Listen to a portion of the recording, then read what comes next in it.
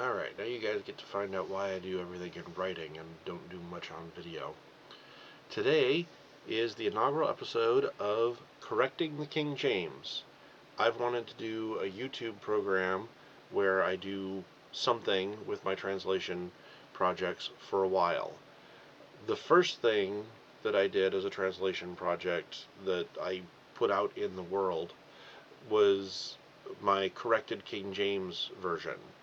And the second one that I did was rather uncreatively named The Corrected King James Second Edition. Neither of these really started out as a goal. I have always wanted to have a Bible that I can take to church that uses the same uh, base text that I prefer to use. For most of the New Testament, that means the Byzantine text, something like the Robinson Pierpont text.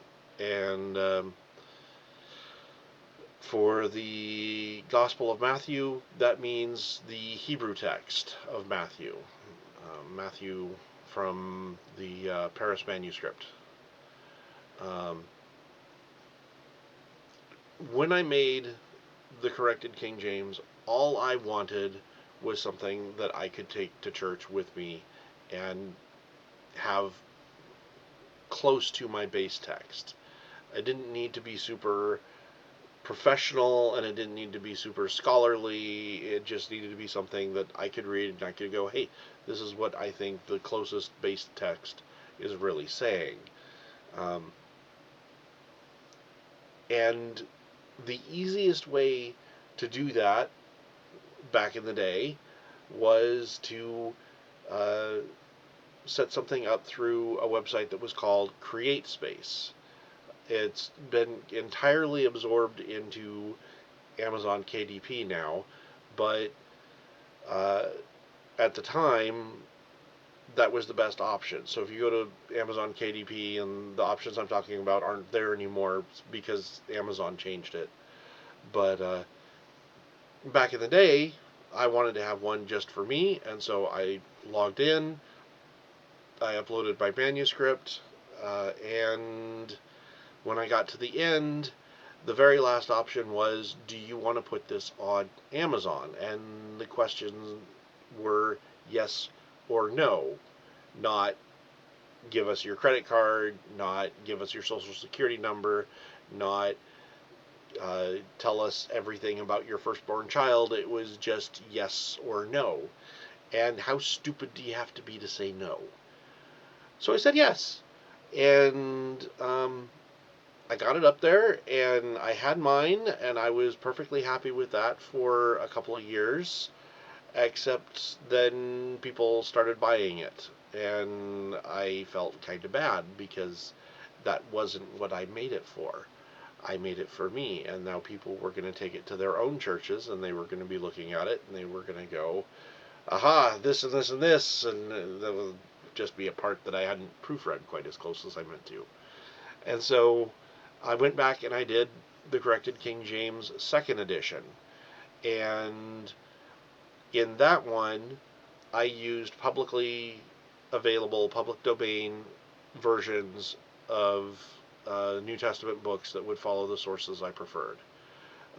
In the cases of most of the books, I used Adam Boyd's uh, American Standard Version Byzantine edition, which he graciously released to the public domain. And uh, for anything where I detect a layer of Aramaic editing, I uh, used James Murdoch's. To be clear, I don't actually think any books of the New Testament were written in Aramaic, but there's a few of them where I suspect a layer of editing or something. Someday I hope to get in and get more clarity on what that might mean. Right now, I don't have more clarity on what that might mean, so I can't offer it. Uh, but um, but if you get to looking at it and you see that some of them come from James Murdoch's, that's what's going on there. Um, And in the case of Matthew, where I didn't have a public domain version that was available, I went through and line by line, verse by verse, word by word, compared it all the way through until I was sure that what I had was reasonably close to uh, what comes through in the Hebrew.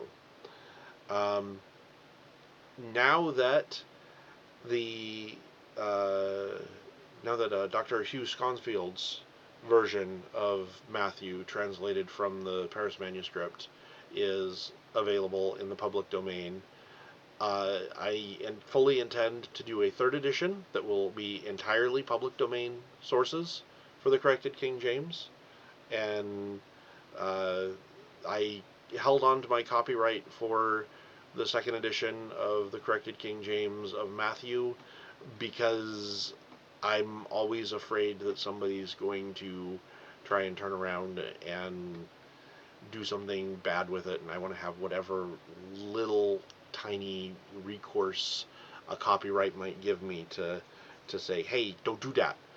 Um, but you know, now Schonfield's is in the public domain whether I want it to be or not, so I may as well do it with that one. Um, and they can argue with his ghost if they want to do something bad with his version. Um, this year I'm going to be doing 2 translation projects, kind of sort of somewhat in parallel. The first one is called the open source translation. I've already started working on that. Um, and you can see I've got my open source translation shirt. I've got some Bible on the back already. Uh, we'll get to what all that means later. Uh, my mascot is Peter the Penitent Penguin. Um, uh, I'm releasing both of these translations under kind of 2 licenses. The first covers the uh, processing of the spreadsheets. That'll be the GNU open source license version 3.0. And then the other license covers the actual English text that is produced, and that'll be the Creative Commons Attribution Only license version 4.0. So these are basically as open as I can get, while saying you still need to be careful a little bit. You still have to let people know where this is coming from. Uh, don't be the person. These are as open as I can get them. Don't be the person that does something bad and then puts me in the position of having to figure out whether or not I can enforce the GNU license or the Creative Commons license, and how. Just don't be that person, please. Don't attribute me. Let people come back to me and ask me real questions if they've got them about things, and I'll be happy to answer what I can. But I'm not up to chasing people down. I'm too old for this.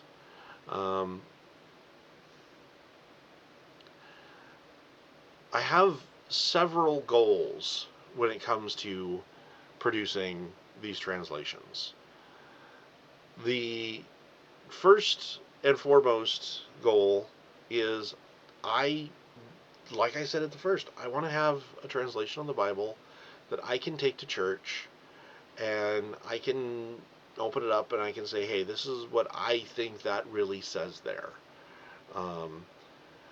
Something where when I have a theological adversary, we can sit down and we can say, hey, this is what I think the text says, and if we have a difference in text, we can know that's where our difference lies. And if we have a difference on another level, we can know that it isn't because we've got a difference in text.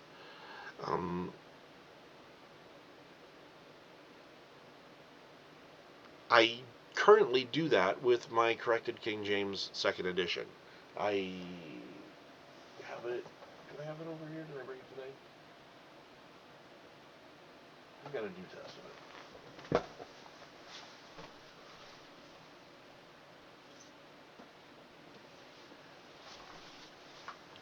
I got a New Testament. Um, I got this, and I'll bring this with me. And we can, if there's a question,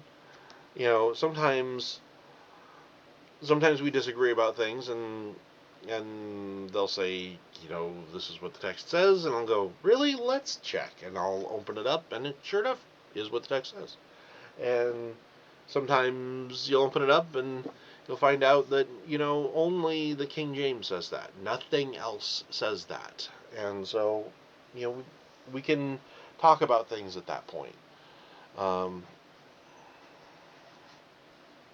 Another thing that I want to accomplish is uh, I have always wanted to have T-shirts with my own translation stuff on them, and so that is what I'm doing.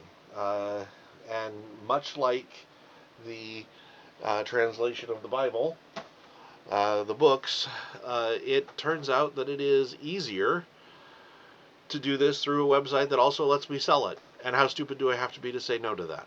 So, as I do these, I will be putting them up on Zazzle, and you can buy them or not.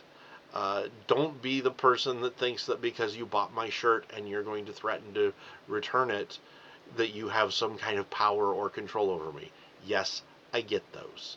I get people periodically, I bought your book, and if you don't answer my questions, then I'm going to return it. And it's like, well, okay, return it. I don't care. I've got a life.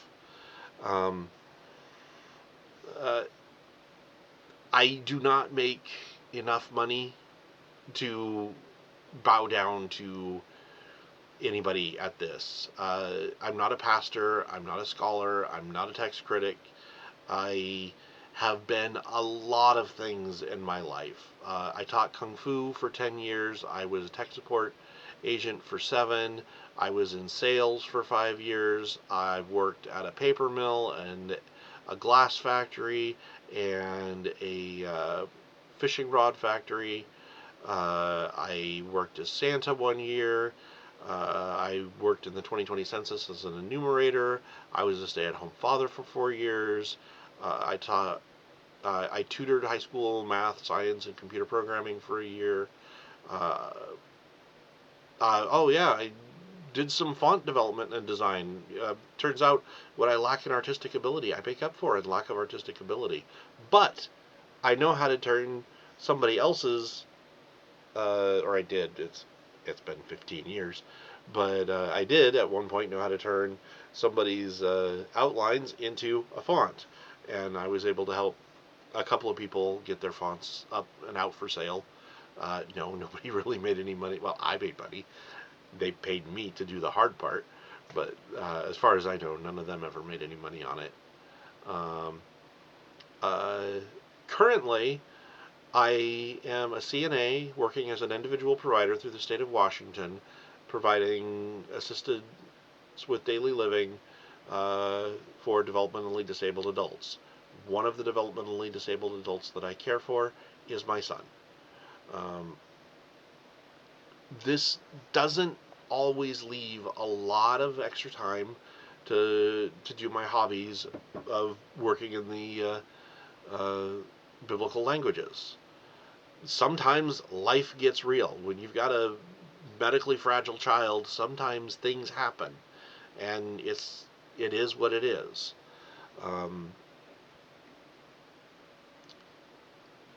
and that kind of brings me around to another reason that I do this. Why am I calling it the corrected King James? Well, there is no love lost between me and the King James onlyist community. Um, I, when I was 20 years old, 20 years old, 21 years old, and I first discovered uh, the Paris manuscript. and I did my first translation. It was pretty rough and ready. Um, Me and my kung fu teacher were talking about it, and he had a friend who blew an absolute gasket over the fact that I was making my own translation of the Bible. And I mean, at this point, we're talking about loose leaf printer paper held together with binder clips. This was not something that was going on the mass market at all.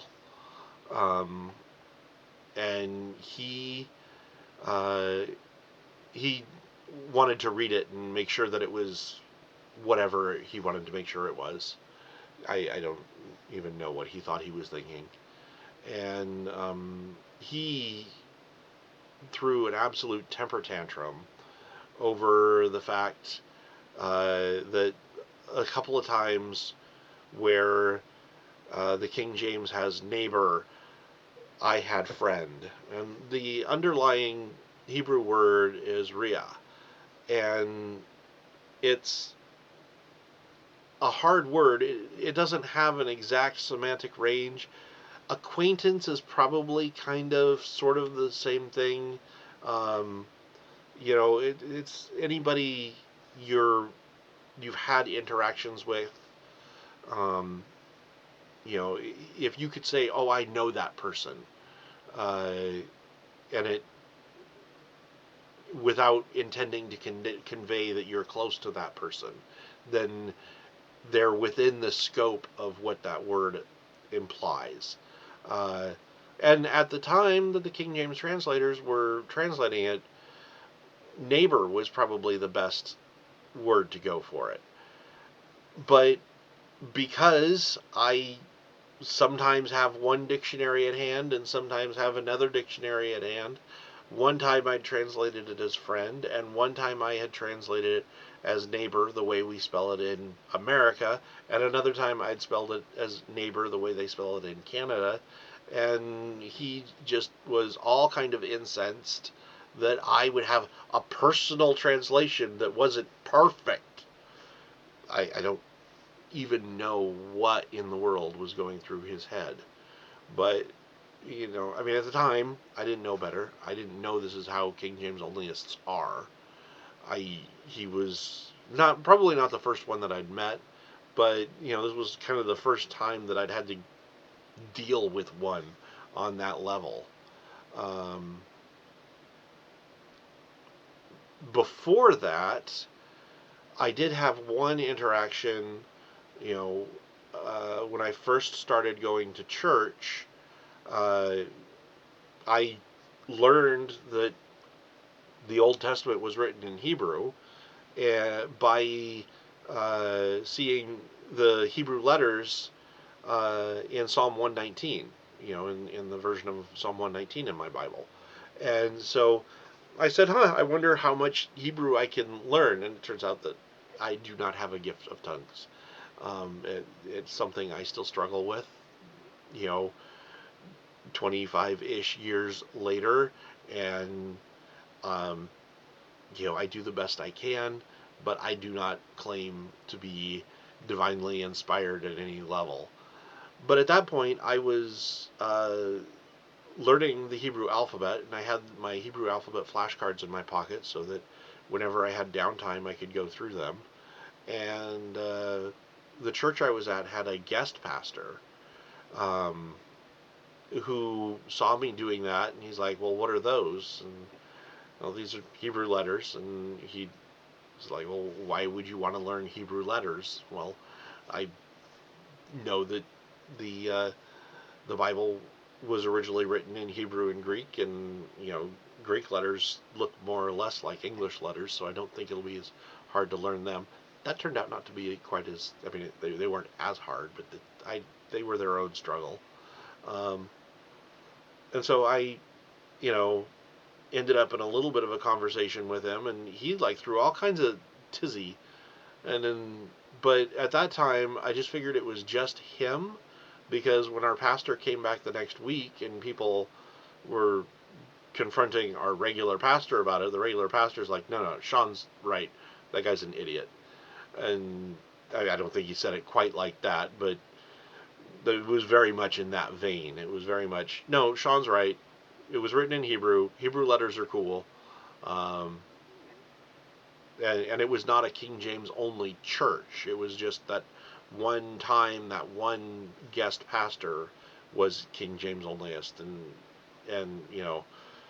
the rest of the church was pretty open, pretty accepting of everything. Um, but far and away, the thing that ultimately sealed it for me, in 2009, I had a series of hard drive failures, and I had a thumb drive that went through the washing machine, and I had a folder with all my notes that ended up getting sprayed with water when the water heater blew up, and I lost like 4 backups of all of my notes on the Byzantine New Testament, Byzantine Greek New Testament, and Hebrew Matthew, and it was that was a rough week, for computer uh, components in the Kennedy family, and I was on a budget. We'd just gotten notice that I was going to get laid off from the paper mill that I was working at, and so we weren't really sure where money was going to come, and it was a recession, and it turned out, the next few years were really hard economically for us. Um, and so that's where I got my WordPress site. Is at the time I wanted some off-site storage that was uh, free. As a not so very wise man once said, free is a very good price, and that's the price I was looking for. And WordPress was offering me that price. And so I put all the notes that I had, that I still had from the Byzantine stuff, which wasn't much at that point. I'd lost a lot. And every note that I had for the uh, Hebrew Matthew, which was a complete transcription and the revision of my first translation. The next revision after that is still up on my blog now. But I put all that up onto the WordPress site. Um, and then early in 2010, my pregnant wife went into the hospital. And she wouldn't come out of the hospital until after our son was born, um, in April. And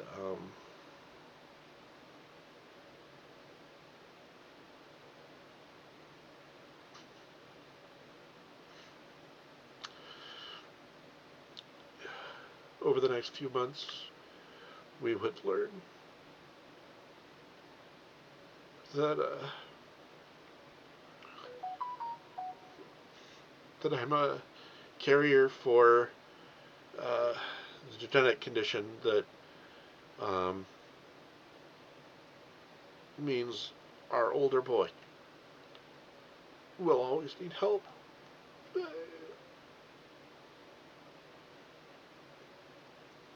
I'm sorry. Uh, and our second son went home to be with the Lord in September, never having left the hospital. And, of course, during all this time, translation was the furthest thing from my mind. I was laid off.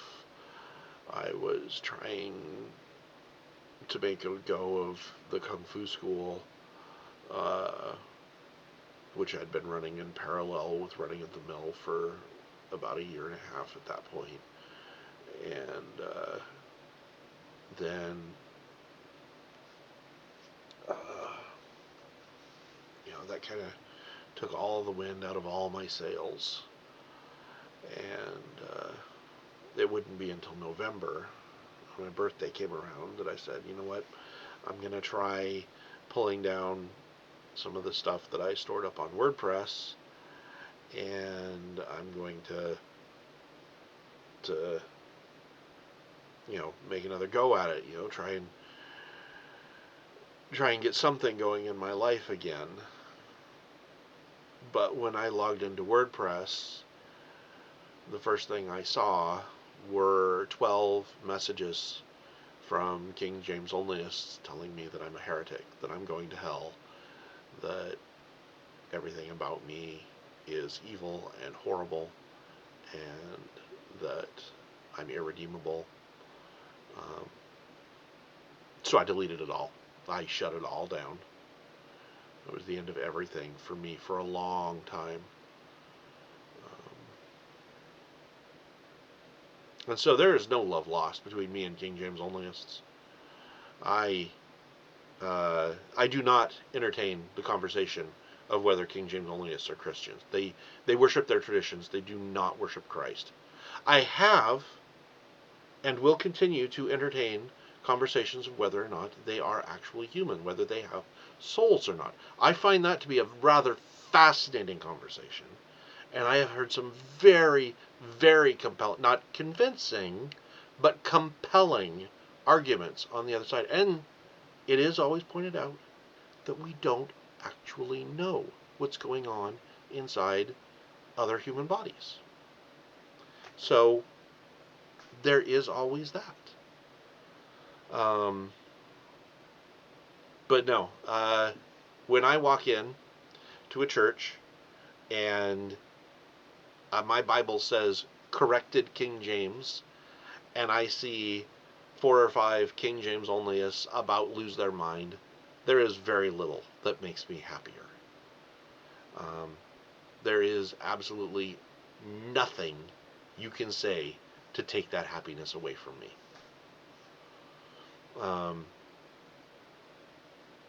So, why? So as I'm doing the corrected King James, there are things that I'm not going to do. Okay, while I do not like King James Onlyists, I, for many, many years, identified as a King James preferred myself. I still love the King James. It is a beautiful translation. I think that we've moved on as far as manuscripts. I think the language has moved on. I think that it's great for what it is, and that it is great that we as people can prefer Christ to our traditions and move past it when it's time. But that means that I'm not overly compelled to just randomly go through and correct things. That is what my open source translation is for. I'm specifically setting that aside for times where I want to go nuts. For example, I don't want to transliterate Hebrew and Greek names, when they're a secondary character and when their name means something that might be relevant to the story. I want to translate the name in a way that makes sense. And sometimes I think that it even makes it better. Since I do draw Matthew from a Hebrew source, and I draw Mark and Luke and John from a Greek source, the Paris manuscript calls the chief apostle Kepha, and Mark, Luke, and John call him Peter. And all of this means rock in the original languages, so in my own stuff, I always translate it as Rocky. In fact, when I was teaching Sunday school, uh, one of the most fun times I had. We had a curriculum that just didn't work for our students, and they weren't getting it, and they weren't getting it. And I said, okay, story time. You know, these are 12, 13 year old kids. I said, story time. Okay, I'm going to tell the story of uh, Joshua Davidson and Rocky Johnson, and I build it as the first martyr of the Christian faith and his best friend who didn't uh, who who didn't hold the line as well as he thought he would.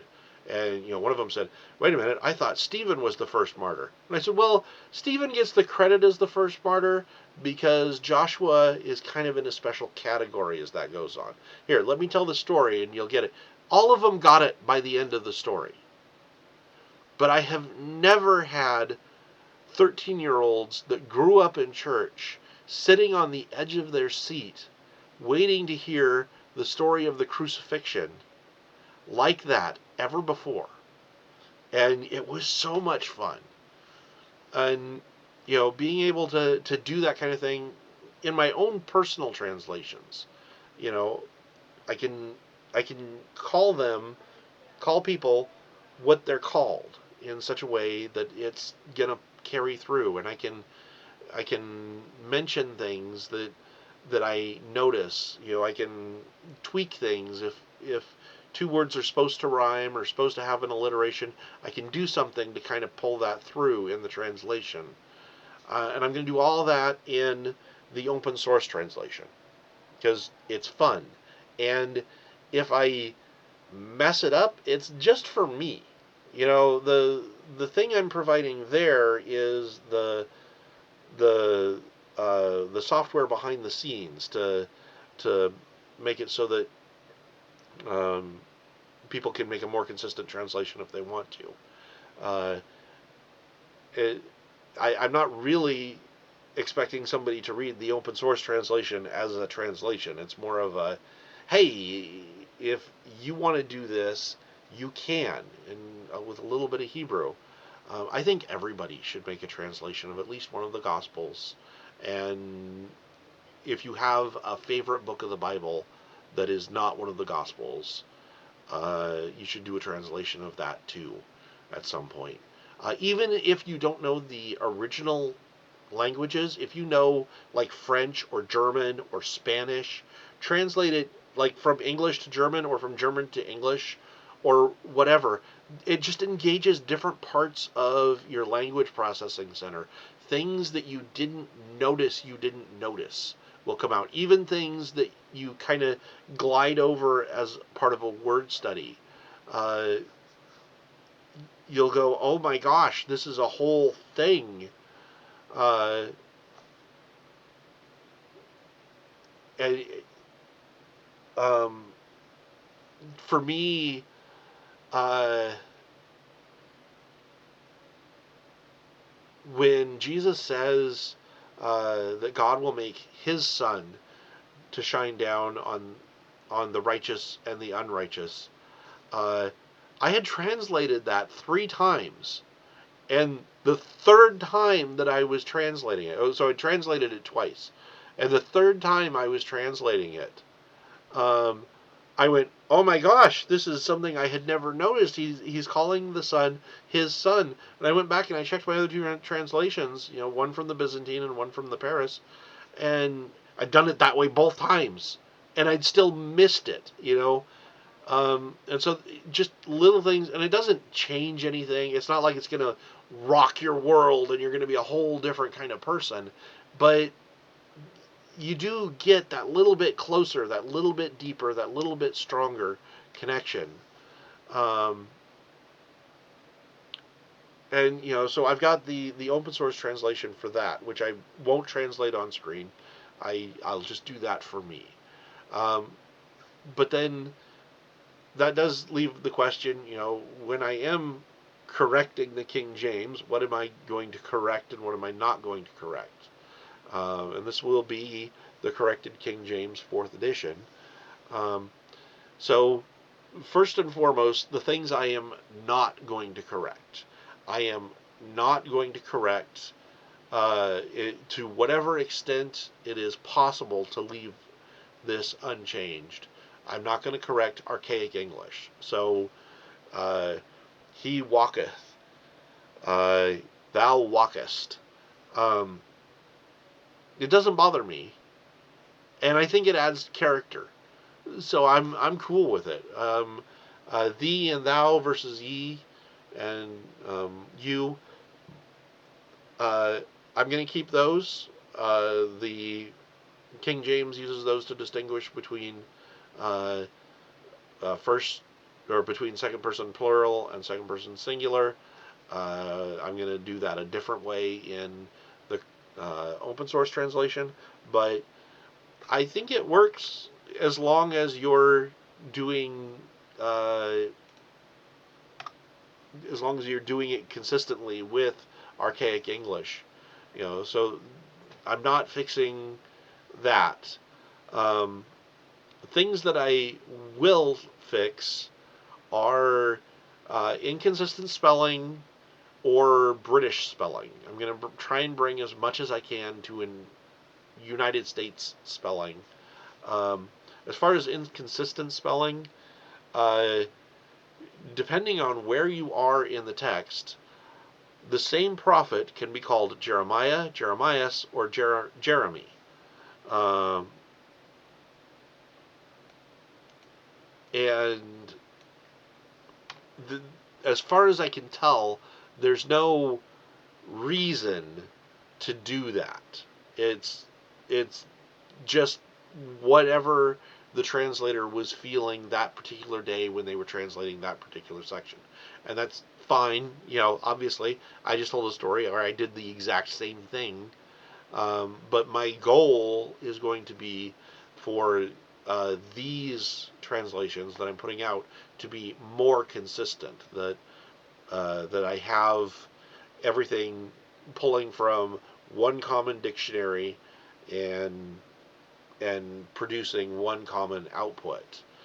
And then for British spelling, in neighbor, the British put an extra U in there uh, after the O, and I'm not going to do that. I'm going to spell it the way my third grade teacher would be proud of. Um, Another thing that I will fix is false friends. If I am translating a verse and I look at the King James and what King James is saying is not saying what I feel like the original was saying, the first thing I'm going to do is I'm going to look it up. I'm going to say, okay, wait a minute. Did this word actually mean something different? And I'm going to try and find where I try and make sure I understand why it's not what I think it is before I change it. Um, and then once I'm sure that there's been some semantic drift, then I will fix the word and I'll make it so that it is saying something to a contemporary audience that the original author intended. Another thing that I'm going to change in the corrected King James is verse and chapter numbering. The For a variety of reasons that we don't need to get into here, uh, our ancient forefathers didn't like each other very much, and so they would both want to use the same verse numbering systems so that they can reference back and forth between each other, and they would want to not use the same verse numbering system because that makes the other guy look like he's got more authority since I'm using his system. And so sometimes, the Westminster Leningrad Codex will number their verses and their chapters. They'll put their verse and their chapter divisions in slightly different places than where the King James puts theirs. Uh, without getting into specifics of when, where, how, why, and how I know. Sometimes I agree with the Jewish way of dividing up a chapter. And sometimes I agree with the Christian way of doing it. And sometimes the ones that I agree with are less than 2 chapters apart. So I I need, since I am doing this in a particular way, the verses excuse me. The verses uh, are going to be drawn directly from the sources I'm using, and so the verses in the final version will be the same as the verses from the source. And I'm not going to put in any extra effort to make that not the case, because that's the opposite of what I'm trying to do. I want a translation that uses my software to end up with all of these things lining up really, really well. Uh, Not because it has turned into a nightmare for me trying to figure out why chapter 3 of my text is completely different than the text that I am translating out of chapter 3 of the original. Although that has happened, I have translated and then I go to look at something somebody's referred me to and it's like, nope, that's not even saying the same thing. Those are entirely different concepts. And then I find out that there's a chapter division in a different place. And so I have to move my translation one way or another. And it does get annoying, but we have Google and we have ChatGDP now. It's actually not that hard to find the places where that happens these days. And, you know, a quick ChatGDP question, this is the kind of thing ChatGDP was built for. Hey, wait a minute. Why does my BHS say something entirely different in whatever chapter whatever, verse whatever, than my King James? Because the verse numbers are different. Oh, okay, well, how do I get from here to there? Okay, thank you, robot. Um, but, I'm not going to be playing those games with mine. Um, and then, of course, the other kind of difference that I'm going to change is when my preferred source does not say the same thing as the King James Version, usually because the King James is using a different source. So, uh, you know, uh, the Comma Johannian in 1 John 3, 7, and 8, I'm using the Robinson Pierpont text. That's not going to be there. And so in the corrected King James, that's not going to be there. There's, at the end of Revelation, where it very famously has where the King James very famously follows the Latin text and says a tree instead of a book. Mine's going to say a book instead of a tree. Um, Things like that. When they were following a wrong source, and this is again something where, unless it's a very famous case, I'm going to try and look up, okay, what's going on here? I translated it this way, King James did it this way. What are they doing that I'm not? And, they're following a different source. That's okay. I can not follow their source because I think my source is better.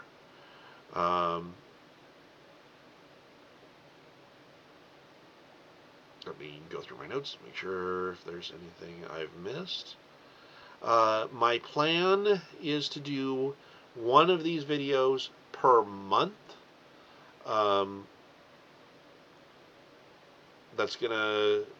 This is gonna be the inaugural episode. It's gonna be the first Saturday of every month, and when I'm gonna do the open source translation, I'm going to be translating ahead, and that'll give me a chance to if there's anything I know I need to be ready for, any words that are going to be tricky, I'll have already had to deal with them in the open source translation. Um, if I have any problems, I can work on that and then when I get to doing it on camera, hopefully it'll most of the time be mostly smooth.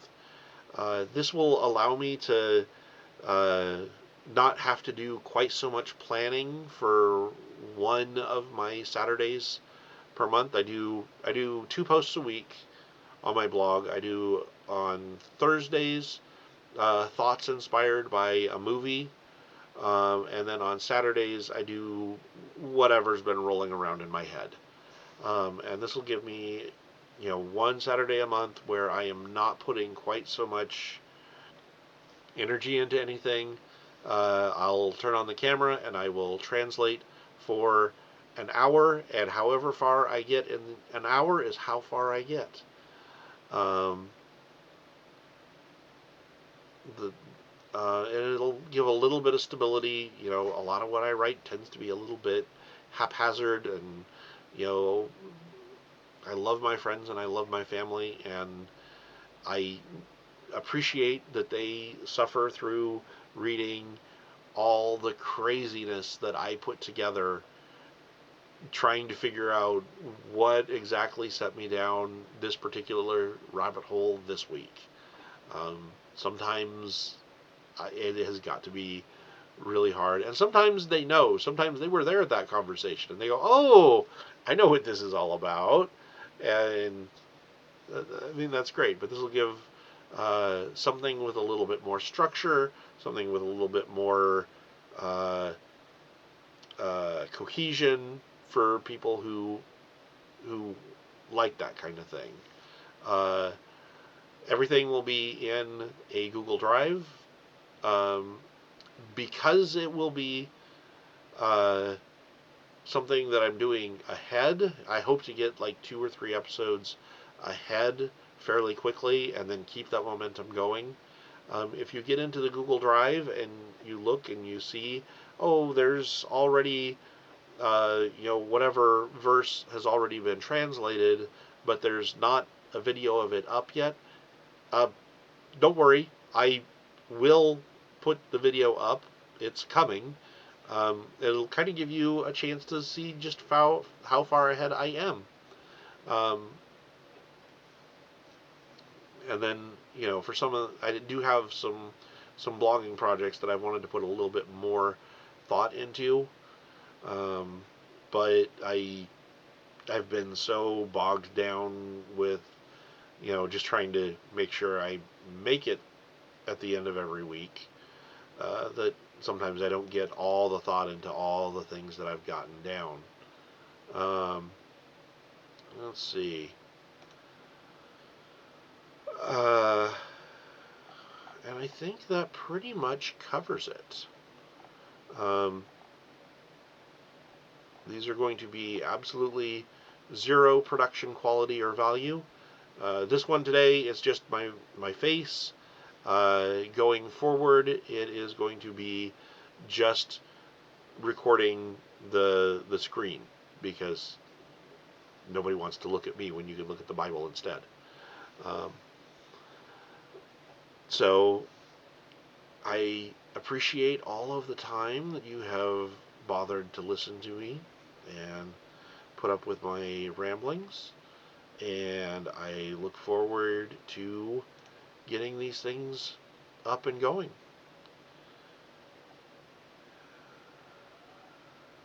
One more look through my notes to make sure I haven't forgotten anything.